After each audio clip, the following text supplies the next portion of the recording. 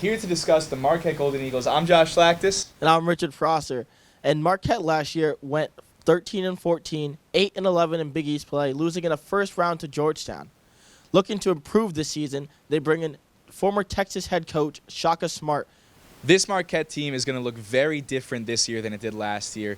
First, you have all the key losses. DJ Carton played with James Bouknight on the Hornets Summer League roster, currently on their training camp roster. But before all of that, he scored 13 points per game for the Marquette Golden Eagles last season.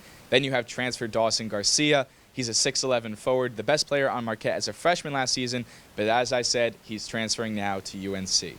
Then, of course, you look at the graduates. You have winger Jamal Cain and big man Theo John, who's a graduate transfer now at Duke, but was a stud for them last season.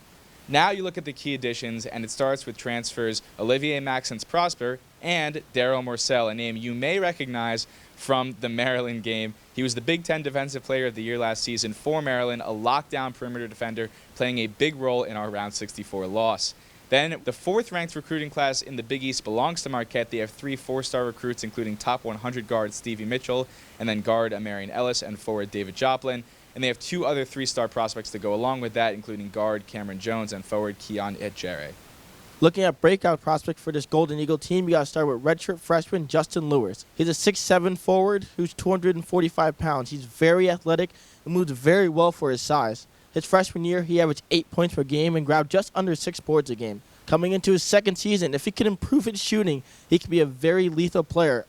Talking about three-point shooting, however, you got to check out this guard, 6'3", Greg Elliott. He's a lights-out shooter, shot 46% from 3 last year. He's also an active defender, just averaging under a steal per game, while playing only 18 minutes. You're looking for that to jump up this year with a bigger role. Now, looking at how UConn matches up against Marquette. Marquette's going to be one of the youngest teams in the nation this year. This should go favorably against the UConn's seasoned veterans littered across their roster. UConn will look to turn up the heat defensively and will force turnovers among young ball handlers. Well, that was this week's edition of Big East Breakdowns, but next week, me and Richard are going to go over the Georgetown Hoyas.